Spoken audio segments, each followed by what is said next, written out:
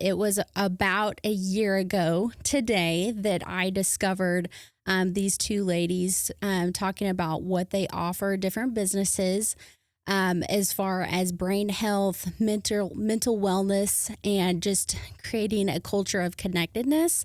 And so I was like, whenever I heard these ladies speaking, I just knew like this is exactly the type of content and the caliber of speakers that I need to book for our people at Restoring Hope for our events. And so I am so honored today to have Bailey Pyle. She is the Be Well Initiatives Director, and also more recently, a podcast creator for Brain Health Besties. And I've got the opportunity to listen to some of that, some great content. So Bailey, I would love for you to just start to tell us a little bit about yourself, but also like, what are you most passionate about? Yeah. Oh my goodness. There's so many directions I could go. Yeah. So just about me, I am by trade. I'll start with my human doing part of myself. I am a licensed professional counselor. I've had 13 years in the mental health field doing individual therapy with kiddos and adolescents. And then more recently coming into the preventative mental health, brain health space. So I've been doing that for a while. As a human, just being, the things that I love I love any time I get to spend with my family, especially out in nature. Anything outdoors is kind of where you can find me. I'm a chaotic creative by nature. So I tend to be in about 7 different projects at one time, rarely finishing anything, but with my hands on lots of stuff. And I'm a lifelong learner. Anytime I can learn new things, how to do something, learn something interesting, I'm all in it. Yeah. When it comes to what I'm passionate about, I think the easiest way to answer that would be connection. On the Clifton Strengths Finder connector is my number 1. But it goes beyond just like connection to human beings. I love feeling a part of something greater. I think that's why I love nature.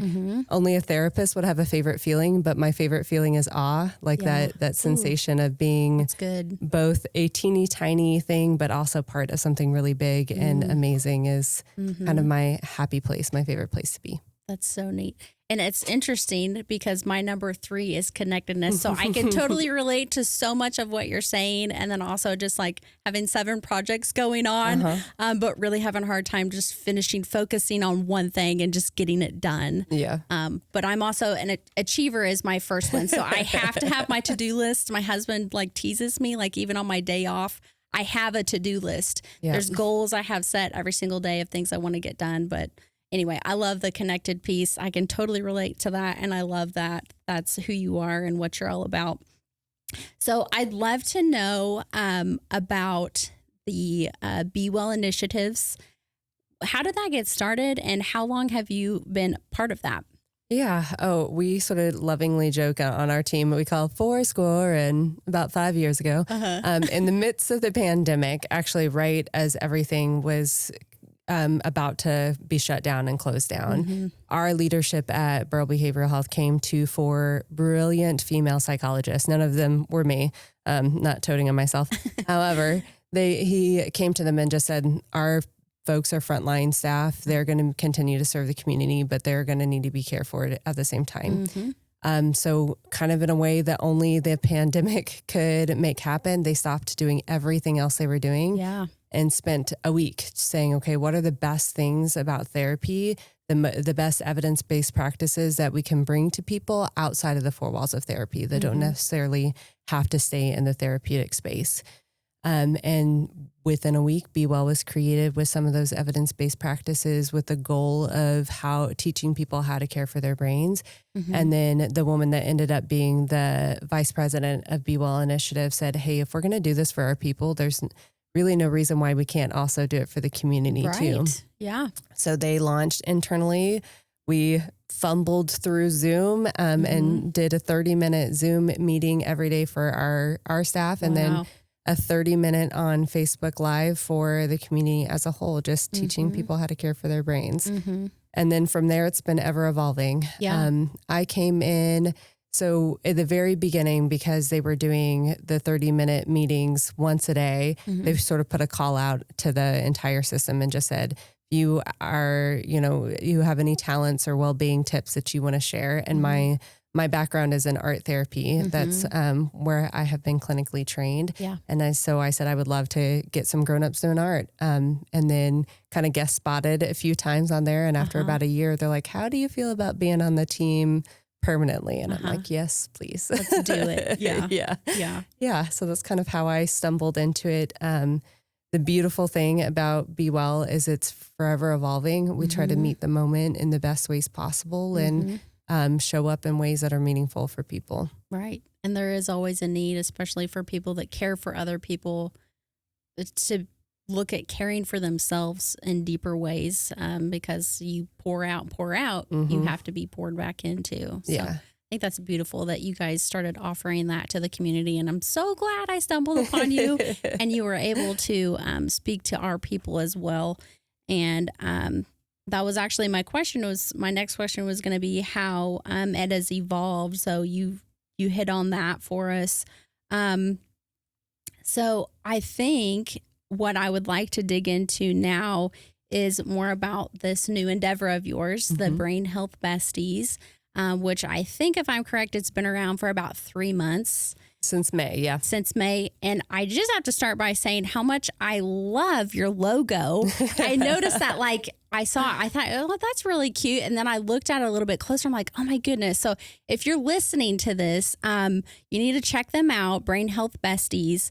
It's basically, there's a B that's mirrored or inverted, and then an H in the middle, and then another B that it kind of looks like a butterfly, but it also resembles a brain. Yeah. And so I just love that. It's so cool. It's so beautiful. So kudos to whoever created that. Our design team. Oh my God. Shout out to Robbie. Spot on. Yeah. He is brilliant. And I could brag on him forever, but did such an intentional job of just meeting our team and asking questions and trying to get a feel for who we are and how we wanted that to show up through the podcast. And just put his whole soul into it and reflected ours back. And it was brilliant. Well, it was spot on. So I just had to share that. I love that. You guys did such a good job with that. So just tell us more about Brain Health Besties and what's your goal for the podcast? What do you hope that listeners get out of listening into that? Yeah. Well, like I said, Be Well is sort of always evolving. And something that we kept hearing over and over from people is they love, because for a while we were still doing the times where we had to meet with our staff and meet with the community virtually. And we kept getting this feedback of we love Be Well, but we just don't have time, or I am so over being in meetings. I can't pull myself. And then it's actually the opposite of what we're trying to do, right? Because we're trying to promote well-being and take care of people's brains. But if they're miserably clicking into a meeting, that's not good for them either. Right. They're disengaged out of the gate. So that was one piece. And then the other piece that we kept hearing over and over was people who are like, I know that I need to care for me, but it just takes too much time and I don't even know where to start. Yeah. I don't have time and I don't know where to begin. And so we were kind of wrapping our brains around what that could look like. A couple people had thrown out podcasts at us before, but we're like, I just don't know. And so we decided that if we intentionally curated a format with a podcast that felt tangible and accessible for people, that maybe that would work. So the way we launched the podcast, we actually have 2 sister episodes that come out every time. Okay. One is usually around 20-ish minutes, and it's sort of the science-backed, the why behind a particular practice, what's happening in your brain, why it's important to take care of your brain, what particularly happens when you use this strategy, to kind of help people understand the why behind it. Right. And then the follow-up episode is around 10-ish minutes, and it's the practice. So with the idea that if we find a practice we like and that works for us, that we can come back to that practice over and over again without having to listen to a full episode to get there.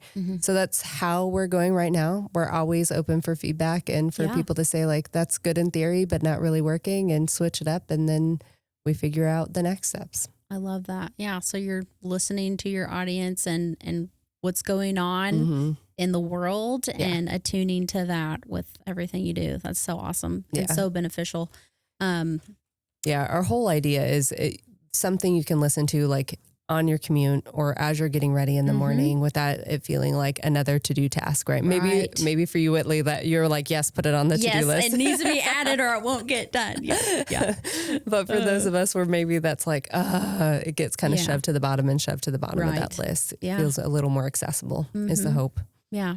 Awesome. Well, so cool. Well, I wish you the best of luck with that. Thank you. Hopefully it grows. Hopefully people can tap into that resource as time progresses. So where are you showcasing this podcast at? YouTube, Spotify, Apple, pretty much YouTube everywhere? And Spotify for right now. We've had some hiccups with Apple, but that's one we're working on. Okay. All right. So we'll definitely guide people to find you guys at those two places. Let's see here.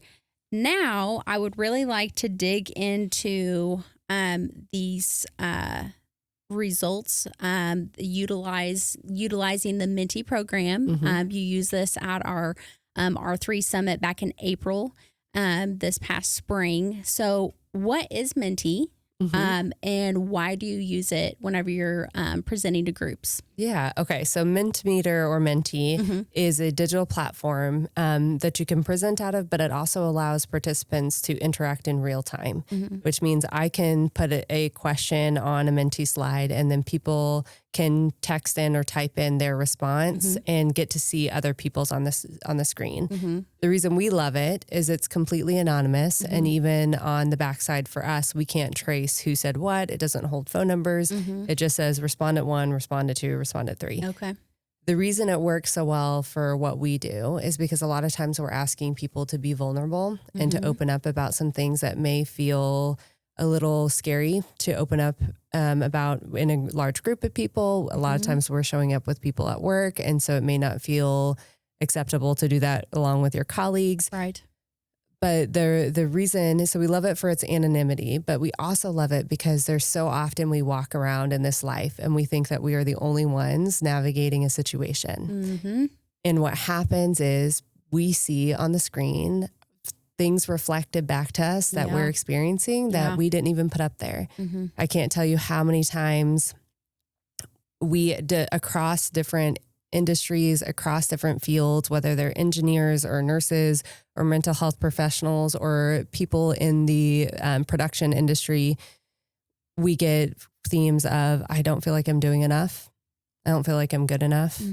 Grief and loss and navigating that, which is something that, is so massively human and connects us to so many people and can feel so isolating and lonely. We get lots of everything feels like too much. There's just never an end. And it's different. We hear things like you're not alone or you matter all the time. And that's great. But it's different when we see it and feel it oof, this isn't just me. Right. So I cannot put a thing at all on the screen, but I can see myself reflected in that as well, even if I'm not participating in that way. So that's one particular reason we love Menti. As a therapist, I love it because it's kind of like this, what we call the therapeutic container, a safe space to put something down that is contained and protected. And what the beauty about human beings is, in general, people tend to respect that and they hold safety for each other. So people aren't laughing and joking about, the person that said this thing or that thing, but we're holding space for each other, which is really what most people are looking for. Yeah. Yeah. That's awesome. Well, I found it to be a really neat experience, and getting to look at the results later on and going back over those recently in preparation for this. I found it super interesting that you pulsed our group initially about their stress level. And within the time that you started the presentation to wrapping it up, which I believe to be anywhere between an hour and 20 minutes or so, that the stress reduction had decreased by 32% with our group. That to me is amazing. And what do you feel contributed to that? Like, what practices do you feel like you went over that helped our group have that experience? Yeah, well, I would love to tell you it's just the magic of Be Well, and it's just what we do. but I don't know that would be completely honest. Yeah. So I think personally, like I do this for a living. And the last time I just sat for an hour outside of my own therapy to take care of my mental health. Yeah. It doesn't happen very often. So I think when we're talking about caregivers where their whole lives are wrapped up in caring for others, plus whatever other kind of job or duty they are doing, Right. that pause for an hour or an hour and 20 minutes is like, ooh, and not just pause to do something else, but pause to like, to check in, like, how am I really doing in this moment? So I think that's part of it. I think as human beings, we are wired to be in connection. And one of the things that folks responded when we asked it, because we asked the question, what are you hoping for out of today? Right. And over again, connection. Yeah. Looking for support from each other. And so I think that dedicated time to sit and connect with other human beings with no agenda outside of like, this is time to just care for us makes a huge difference. And then hopefully some sprinkled in practices as well. There's some things, like I said, that are evidence-based that we do every single time we join with a group. We always do some kind of mindfulness or breathing exercise.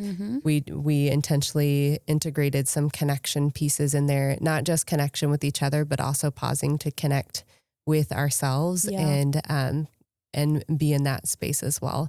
So I think it is a compilation of the evidence-based practices at work and doing what research has shown that they are good at doing over and over, but then also just giving people the space and time to connect and care for themselves. Right. Yeah. And I know a lot of people responded to like the music playlist that you had and wanted that shared out later. And then that butterfly breathing exercise, which I loved, and truly like, I feel like it decreased my heart rate because organizing an event and facilitating it and making sure all the moving parts are in place, it can be stressful. Yeah. Because I want everyone to have like the best time, to get the most out of the event, to have the best experience. But also I'm that achiever, so I strive for perfection. So that was a great personal pause for me to get to do that exercise. And it's something that I have routinely done even after this. I will just say, like, walking out in my yard, like especially if I've been working at home and been on the computer for a while, excuse me, and taking a lunch break. And I'm just like, I just need to get outside, get some sunshine. And I have put that breathing exercise on. Not that I was stressed.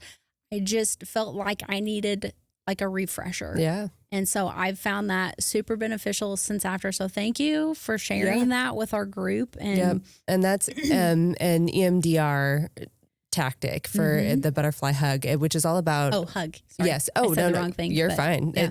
You get butterfly hug, butterfly tap. I mean, it's called a lot of different things. Yeah. But the whole idea is being able to stimulate both hemispheres of the brain. So even like you're talking about, even when I'm not stressed, I can use that. It actually creates balance because it creates that more fluid connection and conversation and communication between your right and your left hemisphere of your brain, which when we're like intensely focusing on something, it taxes that cognitive function. Yeah. So being able to soothe and tell your nervous system that it's okay and we're good and safe. It's one of the ones I use all the time too. Yeah. It was super beneficial and will be. I will probably use it on my children as well whenever I feel like they're in the headspace that they could benefit from that. Just, okay, let's have a butterfly tap moment, girls, shall we? Yep. Because I have 2 girls and they're growing and, one's fixing to be a teenager. And so there's all the hormones, the middle school thing, and all of that. And it's just, as a mom, I am continuously reading books and trying to think of ways how to help her get through this time because it's tough. It is. It's tough. Becoming a teenager, a young lady, and a young man in this world today, and just going through puberty and all of that comes with that. So anyway, I think it'll be beneficial for me to get to share that with my girls as they're growing up and dealing with anxiety of school and friends and all the social things that come with that. Yeah. And all the big feelings too. Yeah. I mean, I always swore when I was in grad school, I was like, I will work with any population but teenagers. I just do not want to work with teenagers. Right.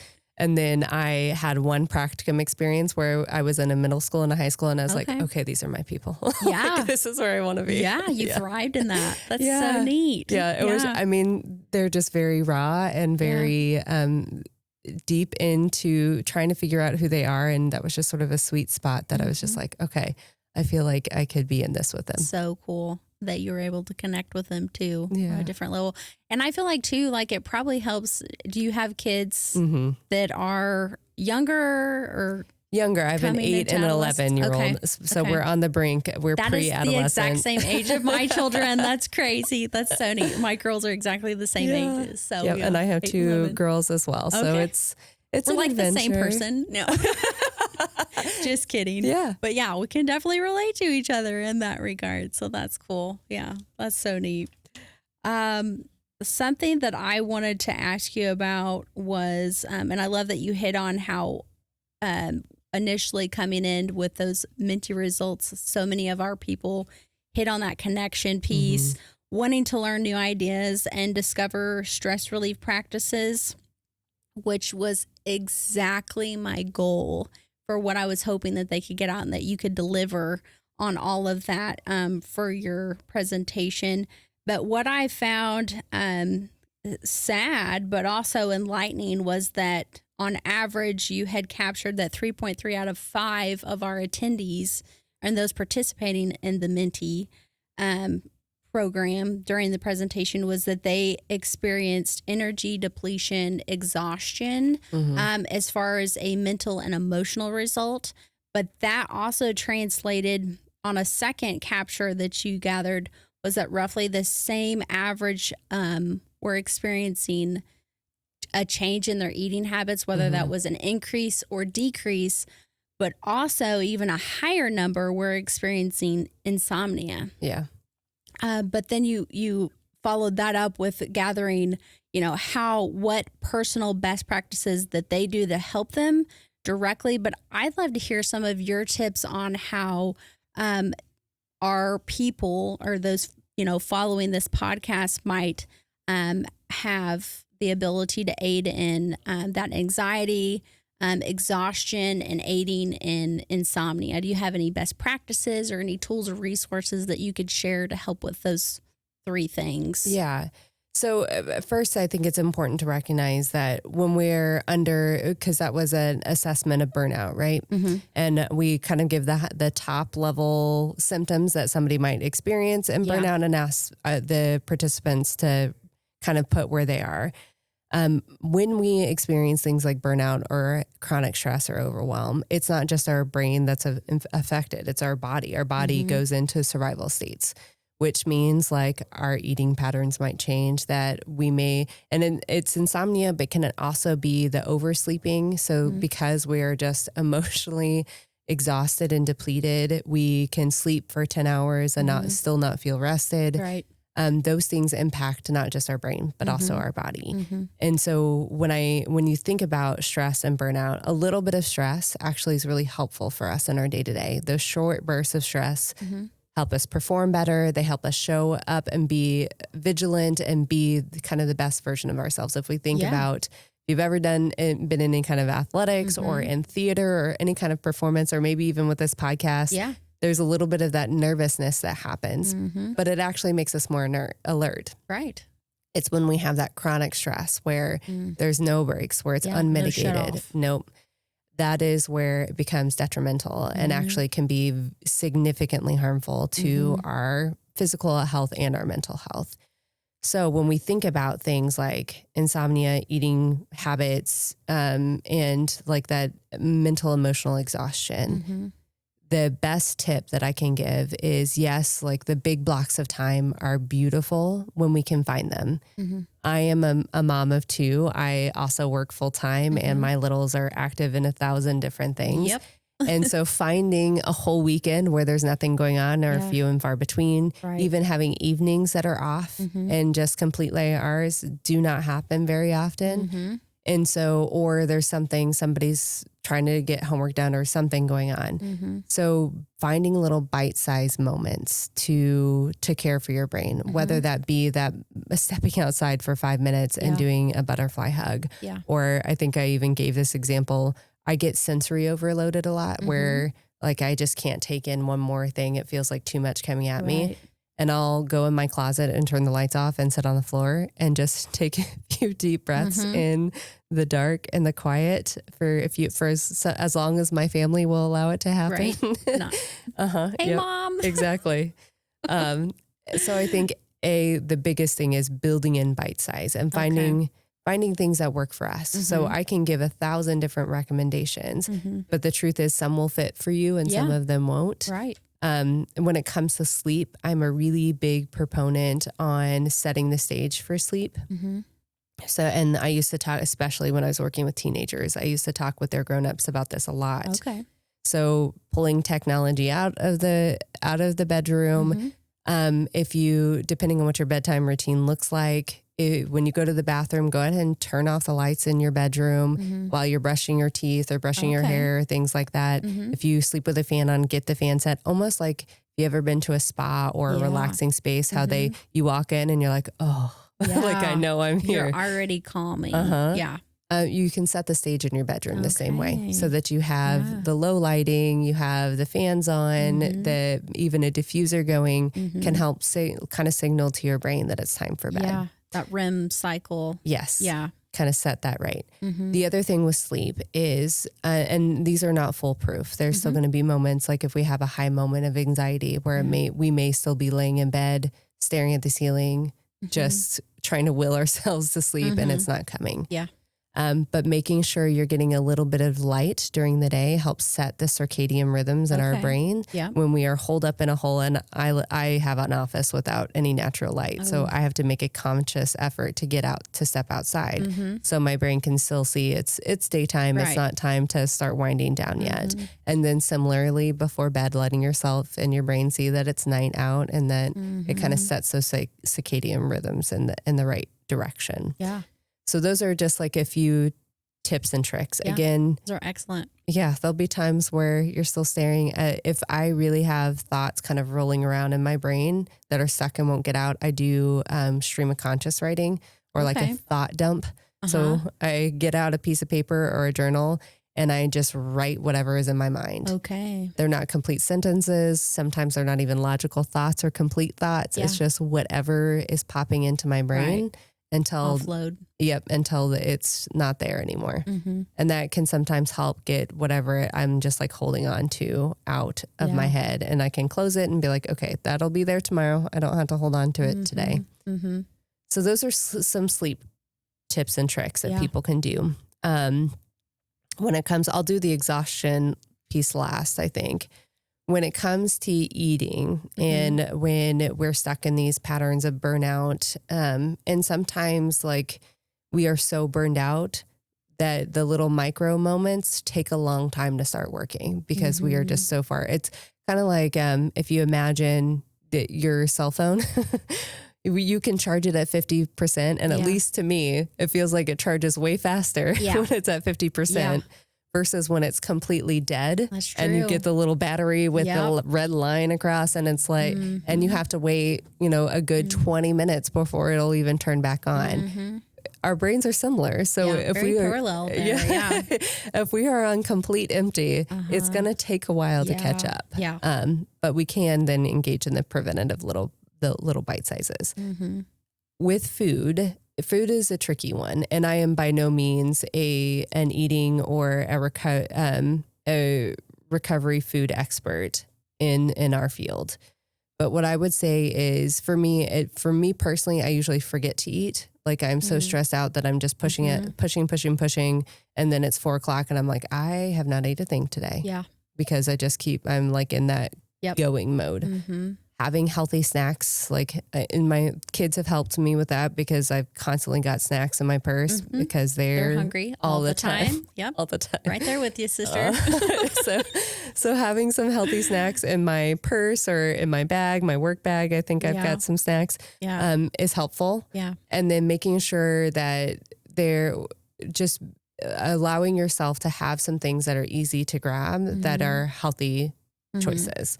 For me personally, if I have a choice between an apple and a bag of chips and I'm stressed, I'm going for the chips because that's what's available. Right. So I kind of know that about myself and will make accommodations accordingly. Right. It's also important to give ourselves all the grace, like just understanding that we are human beings trying to survive. Because it's easy to then either forget to eat or overeat and then have a lot of guilt and shame about the fact that we have done one of those things and kind of layer it on. And then it really disrupts our relationship with food on top of all the stress that we're going through. Not like we need to add anything to that plate. Yeah. And then as always, if we feel like our eating patterns have gotten to the point where it's disrupting the way we're living or is creating health problems for ourselves, going to a professional is always my recommended. Somebody who can help with eating disorders or with eating pattern issues is kind of the best way to go if we feel like it's gotten to a point where it's out of our control or we're struggling to or interrupting our daily function is really kind of that path there. Okay. Yeah. Those are great tips. Yeah. Very good. The last one is exhaustion, which I think you had talked about the depletion in the mental, emotional exhaustion. That one can get tricky. Actually, we just on the podcast just talked about rest. There is a woman named Dr. Sandra Dalton who created this theory that there are actually 7 different kinds of rest. Because I don't know about you, but there are moments where I will sleep a good 8 hours and I wake up still feeling exhausted. Been there. It could be because I'm burned out. It could also be because I'm not getting the right kind of rest. So she breaks it down into things like social rest, mental rest, sensory rest, and breaks it into all of these things. And it's about showing up for yourself and giving yourself the right rest. So for me, my closet on the floor is sensory rest. Yeah. My partner, he loves socializing and loves people, but unlike me, that charges my battery, it drains his. And so, there are some things we can't say no to, like when the holidays roll around, there's always tons of obligations. And so after time, we've kind of established, okay, so if we have one family gathering, he needs like a day before and a day after to recoup and rest. He needs a social rest before going to the next thing. So if at all possible, we try to break things up so that he's getting that social rest. Because otherwise he's drained and not present and just not enjoying it, not getting out of it what he's hoping to get out of it. Yeah. Super beneficial. Yeah. I'll have to check more of her stuff out. Yeah, that's really good. What would you say is your biggest takeaway or what you found to be like a trend with our Minty Results as an organization compared to other agencies? Similar differences? What's your take on our results, if anything? Well, your 32% reduction is kind of right in that range. We generally see between about a 30 to 42% reduction in across industries and in different fields. The connection. And like I said, when we always ask the question, what are you carrying? Like kind of what's on your heart? What are you showing up with? Because that matters. And grief, loss, family complications, if not feeling enough, feeling like the to-do list never ends, the not good enough, all of those things are pretty common. No matter who we're meeting. Yeah. And so I would say probably pretty on par with the where we are just as human beings. Humaning is beautiful and chaotic and hard and messy. And we love, especially with social media, we love to show all the shiny sides. And I think just having people just need spaces to be their full selves. Safe places, definitely. Yeah. Wonderful. I love it. What would be your words of wisdom or hope for our people that are really service-hearted driven as an agency and those our caregivers, our team? What would you say? Yeah, same. It's really easy as caregivers and people who are natural nurturers to make sure all your people are okay before we pause and check on ourselves. And personally, I tend to do that even as a distraction strategy. Like, ooh, I don't have to deal with what's going in between the 18 inches between my head and heart if I'm checking on everybody else to make sure they're okay. And we can only give what we have. So if we are completely drained, I'm not being my most loving, caring self to the people that I want to be that with, to my family, to the people I'm caring for in the community, to my team, to anybody that is close to my best friend. Like, I can't show up for them as the best version of myself if I'm also not taking care of me. Yeah. And I think as caregivers, a lot of times internally or externally, we get these messages that if we pause to care for us, it's selfish. Yeah. That's time that I could be pouring into somebody else. Yeah. But my question would be, what is the quality that you're pouring into somebody if you just keep pushing through? We kind of joke around about being like push throughers. If we keep just shoving through, we're not, when I'm irritable, I'm not the best mom. And usually then I like throw on some shame and guilt on, well, great. Now I snapped at them and that wasn't helpful. And so relate to that. Yeah. And it's human, it's part of being human. Yeah. When I was doing therapy with kids, I used to tell parents all the time, like, I'll tell you what the research and the science says. And then you need to know, as a mom, I do this about 30% of the time because I'm emotionally invested and it's just different with my own kids. You're right? as much as a student of your work as you are a teacher of it. Yeah. Yes. Yeah. Yeah. And so I think giving ourselves for any caregivers, no matter what that looks like for us, whether it's for children, for aging parents, for being housing support and foster placement, or being in an industry where we are caring for people, that's kind of how we are. We step into these spaces not because it's highly lucrative. We do it because we do it because we care deeply and we love people. And so I think that in order to do and to continue to show up and step into your why, you have to care for you first. Yeah. Otherwise, it's just kind of hollow. Yeah. Beautiful. I love all of that. So helpful, so relatable, right on point with our caregivers, our team, because it's a service industry. So I just so appreciate everything you shared today. I hope that everyone that follows us will start listening and watching on YouTube, if nothing else, the Brain Health Besties podcast and other agencies that are service, hearted, similar to what we do. Hopefully they'll connect with Be Well initiatives and have you guys out for a session because I just feel like it was super relatable, super beneficial for mental health and this crazy world that we live in.